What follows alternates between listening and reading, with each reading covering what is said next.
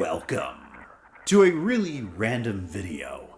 Some of you guys might know that I'm really into automotive content, and recently I was watching some Doug DeMuro, and I love watching this goofball, and I noticed a certain video that he did, and I really enjoyed it. He was going over all the really bad things, the worst things that have ever happened to him while filming for the Doug DeMuro channel. And I really liked that video concept, so here we are with my own version of it. I've been on YouTube for over 11 years now, and I've been to a few different countries. I've been playing on fields, arenas all over the United States. I've worked in the industry. I've seen all sorts of stuff that would blow your minds.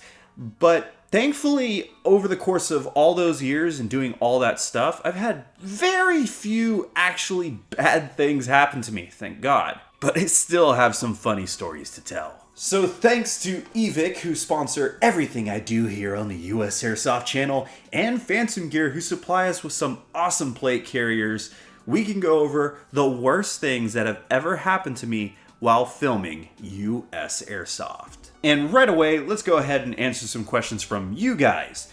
Loop Airsoft 1041 asked, what's the biggest injury or close call that you've had while filming? The worst injury I've ever really had actually happened at American Milsim's Copperhead 2.5. I got shot by a Nerf football that was wrapped with a band around it, and it was shot out of a homemade potato cannon or potato gun. And it shot and hit me directly in the right side of the ribs while I was filming a guy use a PKM on the back of a truck as we were driving throughout the neighborhoods. It was a great shot, I thought. Well, I got hit with this and it made my lungs spasm out and I hit the bed of the truck. Like I could not breathe, and it's almost like I blacked out, but I was fully conscious. I was staring up at the sky and it lasted for like a minute. They thought that I was really hurt, but then I started laughing. I have it all in footage. It was an interesting shot, but the guy who actually hit me was like panicking that he really injured me. But no, we had a good laugh. He showed me the GoPro footage. I never got that footage, but it was like really grainy. You could barely tell what was really going on, but it was all okay after we had a bit of a laugh and we talked about it. It wasn't at all really that bad. Big McLarge Huge. I love that name. What's the worst instance of cheating you ever seen, either done to you or to other players? I've seen a lot of the common stuff that you would expect. I mean, this is Airsoft, but normally I don't make a big deal about it. I never wanted to be known for making a bunch of cheater videos or anything, and that's just my personal, restriction. I've had so many chances to make the kind of videos you would expect. The worst one that I deleted, there was a player who I won't say at what field, but he snuck in a way. He had a prosthetic arm and a prosthetic leg, and he knew that he probably wouldn't be treated normally, so he lied. Well, he didn't lie about it. He hid that from people, and he fell over into a cactus. And I was filming the whole thing when it happened and everything, and I saw his leg completely twisted sideways, and I thought that was just his normal leg. Anyway, he freaked out thinking I was going to make that into a video. I showed him me deleting the footage. That never needed to be out there. But if I wanted to make that kind of stuff, I definitely could. But the worst case of cheating that I actually used in a video was actually at one of USAirsoft's anniversary events. And I don't blame USAirsoft for this at all. It could have happened anywhere. But there was two players in the arena that apparently were beefing, or at least one of their friends told me this. And they were just trying to hurt each other. That was their whole goal. They were trying to hurt each other.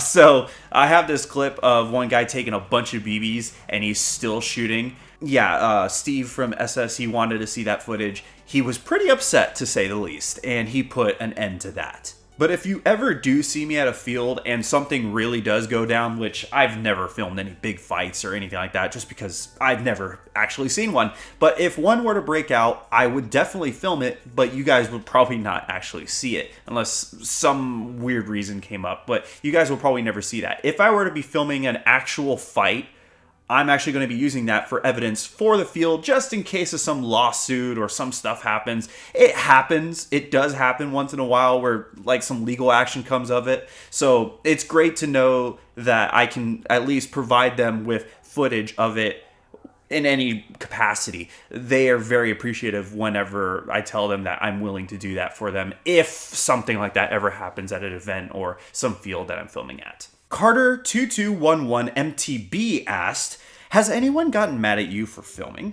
Absolutely. This actually tends to happen at every single Milsim event I go to, and that means no shade towards Milsim in any way, but some people do get heated, and whenever they see me behind them with the camera and they're already mad about getting hit on camera or something they did that was embarrassing is on my footage, sometimes I get yelled at. I've been yelled at, I've been told to delete stuff. I've even had my camera equipment actually grabbed whenever I film people doing something that they shouldn't. It happens once in a while. I've even had other YouTubers that you guys actually might be watching now that have been pretty pissed off that I've been filming them whenever something happens. But every single time, without fail, people actually come back to me later on and they apologize for that kind of stuff. It's just the heat of the moment stuff, and I never take it too seriously. And some people just really hate journalists, and love it or hate it, I'm going to get lumped in with them. Probably one of my favorite stories to tell was at Broken Home 3. I actually had this dude right before we were about to begin the second day of Broken Home 3. A guy came up to me like, hey bro, could you like not film me or anything? Because I'm not even supposed to be here. I'm actually a felon. And if my parole officer knows that I'm here, he's going to be pissed. I'll have more questions at the very end of this video, but I appreciate anyone who submitted a question for this video. I've got my own stories to tell here, so let's go ahead and get to those. So I think the first thing we'll talk about is people intentionally shooting whoever I'm filming, even if they're team members, just to ruin my shot. There was a time where people were doing this actually kind of commonly in the CQB arenas. I would go to High Ground Airsoft, USAirsoft. It happened once at Rhode Island, but at Extreme Airsoft. But again, this isn't to blame USAirsoft, High Ground, or anything.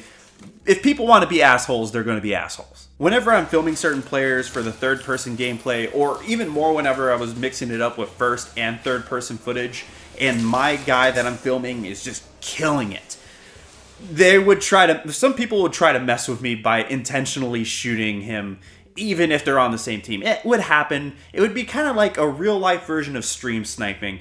And it almost felt like sometimes people would do it because they wanted to get a response out of me. Not just to mess up my shot, but to somehow end up in the video, even if it was a bad thing. But again, I try to rob these people of any attention by not making a big deal about it at all. I just kind of act like, haha, that's funny. Yeah, I always try to kind of make people mad with kindness. Because if I did actually get upset about it, I could already see it being posted all over Reddit or whatever. Yeah, Scott's getting upset that people are shooting at the guy that he's filming in a game about shooting people. Next, we have a field charged me for filming at their field, despite asking me to be at their field to promote it. Yes, this actually happened years ago. I mean, I've been doing YouTube for about 11 years. This happened like 8 years ago. Now, this place since then, I'm not going to name the field, but this place since then, their reputation has gone steadily down. They've had fistfights happen on the field. They're known for only having one person generally reffing, even though it was a pretty big place. This was a very weird situation, and the people I actually took a trip to go to this place were very pissed off when this person came up to me and was thanking me for filming at the place that he had requested for me to be at, and then wanted $35 for me to be there, even though he asked me to be there. See, look, you don't charge the electrician for coming over to your house to provide you a service if you asked for it. But yeah, a few of my friends that really stick up for me took that as a huge sign of disrespect, and they wanted to leave immediately. And I gotta say, I very much appreciate all the friends that come with me to put on USAirsoft, because whereas I have a bit of a high bullshit tolerance, they do not. Where somebody might say something stupid about me to my face, and I just let it go, they will not. I know this is not really particularly related to the question, but for a time whenever I went to California, I was not allowed to really film at most of the places that you've actually seen footage on the USAirsoft channel over. I would get asked what my channel was about. They would have to screen all the videos that I did because so many cheater and fight videos were being filmed at like places like SC Village, Project N1. People were trying so hard to get rage bait that it actually screwed over a few of the videos that I was trying to film. Even at Code Red, Jungle, like, there was me showing up to places and immediately being told no, I was not allowed to film, until other business friends that I was going to the fields to would have to stick up for me and be like, no, check out his channel first. We promise he's not here to make what you think he's here to make. Now, I totally understand. I'm not throwing any shade to any of those fields, and I love going there whenever I can. I'm actually going to be going back to California next month, and I plan on going to as many fields as I possibly can. But I just wanted to let you guys know that I had to deal with a lot of stuff whenever trying to make some of the videos that you guys have seen from California. Next up, having my lens protectors shot out within the first hour of big events that I've already been paid to film at. The question of how many camera malfunctions or damaged equipment have I ever had to deal with while putting on USAirsoft, that came up quite a bit whenever I was asking for questions. I generally get lens protectors shot out quite a bit while filming a lot of the third-person footage that you guys have seen. I think I've gone through maybe 8 or 9 UV lens protectors.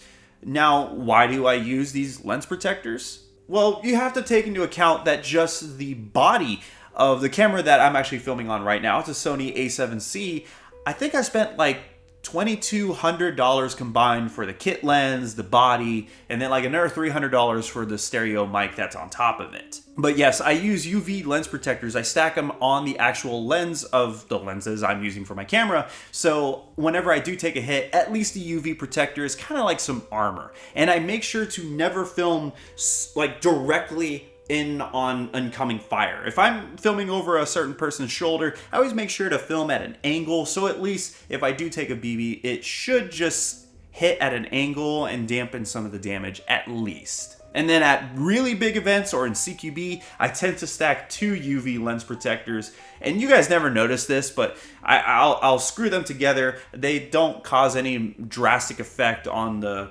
camera quality, the camera image quality. But it just gives me a little bit reassurance that I'm not going to have a $300 to $700 lens destroyed.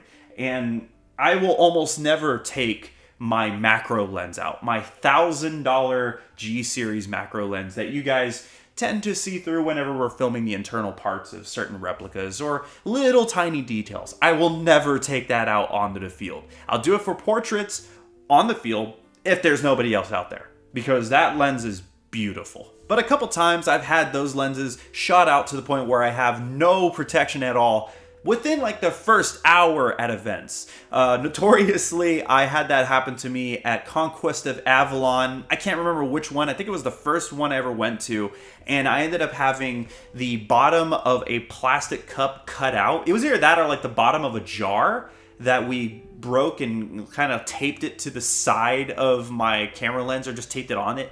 It looked really ugly on the outside, and it did affect the image quality a bit, but it was the only way I was going to be able to get back on the field and not possibly damage my lens. And thankfully I did do that, because I did take a few shots to that makeshift lens protector. So if you're going to try to do what I do when it comes to third-person gameplay, and you have a camera that you really don't want to get shot out, really invest in UV lens protectors. Coming up next is one of my more embarrassing moments.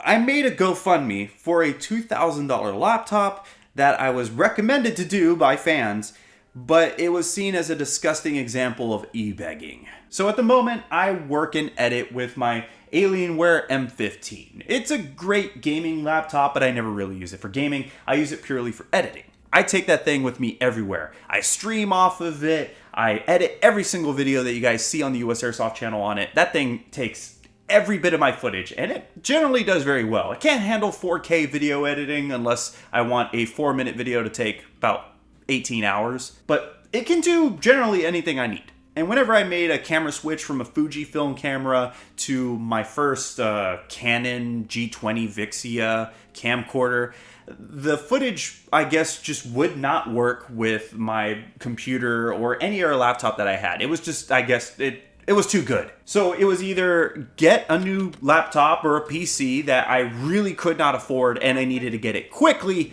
or I would have to dumb down my footage, and I was not having any of that. So after asking a few times, I think over videos or community posts or something like that, I had people telling me I need to create a Patreon or a GoFundMe so we can get the funding in, because fans were willing to donate to get me some new equipment so I could make the videos that they really wanted to watch. So I caved in and I made a GoFundMe. And that thing got funded super quickly. I picked out the laptop with a few friends. It was either get an Alienware or get an MSI, I think it was. And at the time, MSI was really going down the tubes for some reason, and all of my tech friends were saying Alienware is the thing to get right now. But yeah, some people were not happy to see me, the successful YouTuber, even back then. I don't know, people thought that a channel like mine was making a lot more money than it really was. People were not happy to see me make a GoFundMe for myself to afford a new laptop. And I'll admit, it probably wasn't the best thing to do. I can totally understand where a lot of that outrage came from. But I'd like to think that I explained myself well enough, because after I got the laptop and I started putting out videos, people noticed a dramatic change in the quality, and all of that kind of disappeared. And again, I think I explained myself and why I made the GoFundMe to the people who were really upset about me making it. Another quick one. An overly attached fan heard I broke up with a girl in high school. This is back in high school, senior year. So he posted her phone number to 4chan as a way to impress me. Oh God. Yeah, this is another embarrassing one, but thankfully I had really nothing to do with this one. Yeah, so exactly as I read it. I broke up with a girl in high school, and this one fan that honestly was really annoying, he was like 2 grades under us, so he was what, a sophomore? Somehow he had her phone number, and he, like I said, he posted it to 4chan, and the amount of wiener pictures that she probably was sent were biblical. When this happened, I looked inward on the content I was making to absolutely make sure I wasn't condoning this type of behavior, because to an extent, I think that creators have a responsibility to kind of police their audience just a bit. I mean, if there's a creator out there that is known for having a very toxic audience, then how do you think their content is going to look?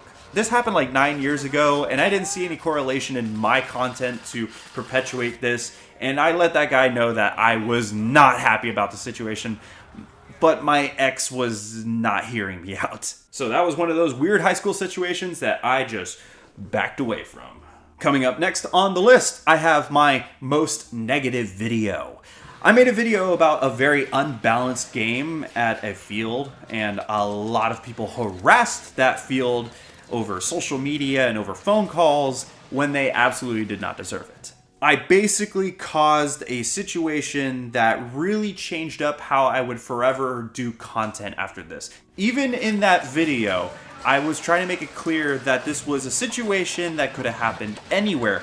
But after it happened, it really opened my eyes to make sure that whatever I do needs to be really thought about before I put it out there on YouTube. If in any way I can be blamed for possibly causing some strife in the airsoft community, it better be absolutely warranted. As egotistical as this might sound, I'm put on a different responsibility level because of how big and how many views a certain video of mine can get. Next too, I'm gonna lump into the same discussion point because someone once tried to swat me, but the local police department didn't buy it at all. And the other time, I had the police called on me because they saw me cleaning my apartment through my window. So this is a short story, honestly. Someone tried to swat me, didn't work. The police department called me, just cleared up a few things, and I learned what a BOLO order is. It was honestly just a really dumb situation all around, and I believe the people who did it were some other kids that I went to school with at the time. They didn't like me because I was a successful YouTuber, and they just wanted to f*** with me. I mean, these same kids lied to the principal that I took guns to school, but I also warned her that that thing might happen just because of what I do on YouTube, and she knew better. I just noticed while editing this video that I said nothing about the neighbor that called the police on me while I was cleaning my apartment, so let me explain that one. This happened to me when I used to live in Plano, Texas, up north like 2 years ago. I had these really big windows in the living room, and I liked opening the shades completely to let in as much natural light as possible because it just made my living room look beautiful. But one of the problems is your windows are wide open. I lived on the 3rd floor, and if people wanted to be nosy, they definitely could, and I expected that. But one day I'm cleaning my apartment, which means I'm moving furniture and moving all the replicas that I have on display in my living room because I would have like a set that you guys would see so many times during the production of videos. So while I'm moving the replicas, I guess my nosy neighbors were taking a look through my windows, and they ended up calling the police on me. Long story short, the police showed up, they calmly knocked at my door, said I had a nosy neighbor, said I wasn't breaking any laws, and that I was in no trouble at all. I voluntarily showed them some of the replicas that I was moving around. They got some information from me so no one else could make any dubious calls about me, and they left. That was the end of it. I then went to my balcony and made sure to throw the middle finger up as high as I could and smiled, before going back inside and continuing to clean my apartment. And that's the story. The last two, we have the real bad stuff. Brute forcing my way into an industry party when I wasn't invited. Oh, there are some people in the airsoft industry that still don't like me to this day, even though this happened like over 5 years ago. So I learned at SHOT Show that there were industry parties, certain parties where certain products would be announced where they wouldn't be announced normally on the show floors of SHOT Show. And if you don't know what SHOT Show is, think of it like like E3, how that used to be. It's where big products get announced. The future of airsoft gets announced there. SHOT Show is mainly a real firearms dealer show where a bunch of companies show off their new products for the next few months or the next few years. Glock goes, Smith & Wesson goes, Condor goes, but of course, like, airsoft companies go. Elite Force, Evic, G&G would go, KWA used to go. A whole bunch of airsoft companies would go there to show off their new products to potential customers. But this isn't a public show. You generally have to be actually working the booths or media or someone connected in the real firearms or the airsoft industry or the hunting industry, something like that. They have to personally approve everyone that goes to SHOT Show. But anyway, the parties that I'm talking about would have different products that weren't supposed to be shown at SHOT Show. It's kind of like hush-hush kind of things, unless they want specific people to announce the releases or the big announcements about this certain replica finally coming out to the market. And I would never get invited to these parties. And if I ever did get invited to these parties, I would have the invite revoked a few hours later on when someone figured out that was on the guest list and they didn't like me. Because I had no reputation the first or second time I was going to SHOT Show. No one knew about me. There was no good or bad reputation. I was a loose cannon. Who would have known what I would do at these types of events? Because no one knew who the hell I was. But at this particular party, I was +1'd by a friend, and they were allowed to do that. They weren't allowed to +1 other YouTubers, though. So I show up to this industry party that I'm not supposed to be at, and when I walk through, I could tell immediately that I was not welcomed. And at this party, they were showing off 2 or 3 different replicas that no one had broken the news about yet. And whenever one person was done, they would hand it off to the next person, and they'd make their video, and then they hand it off, and the next person make their video, and so on and so forth. Well, I waited until everybody was done getting their videos, and there was a lot of time afterwards for people to chit-chat. I then got the replicas, and I made the videos that everybody else was doing too. Little brief 1-2 minute long videos talking about these things. And I wanted to get this thing out as quickly as possible. So as soon as I could, after I finished the video, I threw it on my laptop. I edited this thing in like 10 minutes. I was like a kid on Adderall, and I went to town. And I released that video so late at night, and this thing got thousands of views overnight. And this video got made before anyone else was even getting a chance to look at the stuff on their own cameras. So you have to look at this from their perspective. A YouTuber showed up that wasn't supposed to be there. He got his hands on replicas that he shouldn't have been able to get his hands on, and he made videos when he shouldn't have been able to, and he released them before any of the approved YouTubers did. And again, I don't want to sound egotistical, I got a lot more views than most of the approved YouTubers. To say that this pissed off their marketing team would be an enormous understatement. And like I said, a few people in the industry to this day still do not like me because I did this years and years ago. And honestly, again, I understand. I was 1000% in the wrong when I did that, and I wish I could have taken it back. That is not how I wanted to really make any kind of splash in the industry. I've apologized to a lot of different people, and generally it's a big nothing burger now. And now the very last thing on my list is probably the most annoying thing that I actually cannot avoid. And that would be having people claim other people's builds so they can try to get themselves into one of my countdowns. So whenever I put on the top 5, the top 7, any of the episodes of the Airsoft Top Series where I take in user-submitted builds, that being for the best high kappas, the best shotguns or AKs or any of those, I am allowing people to show off their builds, tell me about the parts that they put into it, the handmade stuff they did, and they basically make a case as to why they should be put on this list and maybe make the top spot or the runner-up spot. A lot of time there's a lot of competition that goes into this stuff. Some people take it very seriously and other people are just happy to show up in the honorable mentions. And that's why I love the Airsoft community when it comes to the Airsoft Top Series, because it's basically a big series that always makes a lot of views, but without the community, there would be no Airsoft Top Series. So if you've ever submitted, thank you very much. However, there are some bad apples in the group that have taken other people's builds. As a great example, people would take CY Kappa's high kappa builds, take the photos, take the parts lists, and they would send them in as their builds so they could claim spots in the countdowns. And that happened between CY Kappa and LA Kappa a few times. And I won't say who did it, but there was a builder who is very well known in the community who was very pissed off the first time he ever met me because he thought I was doing it intentionally, until I explained that the people that submitted certain builds, I showed him the name and he would verify. It's like, that is not the owner, that's actually my gun. I can even show it to you right now. This happened maybe 4 or 5 times, but only months after they had already taken the spot. And luckily none of these people ever took the top spot in any episodes.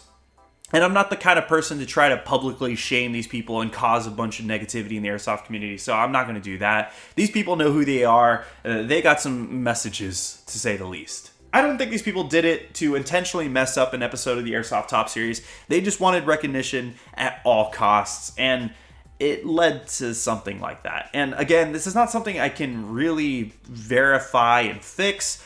Anybody can do it, and they could probably get away with it. I would hope that nobody would do it again, but it's the one fatal flaw when it comes to the Airsoft Top Series. But for everyone else that actually turns in for the Airsoft Top Series, no matter what the topic is, again, thank you all very much for keeping that series alive. It's one of my favorites. That's all on my list over the 11 years that I've been putting on the US Airsoft channel. I don't have many negative things to say, and I'm very happy about that. I kind of had to dig to make this list. We've never had any big controversies or drama with any other YouTuber or any player or any field, for that matter, that the community didn't agree brought on themselves. We're talking about UV lens protectors and players shooting whoever I'm filming just so they can mess up my shots. I think we're fine.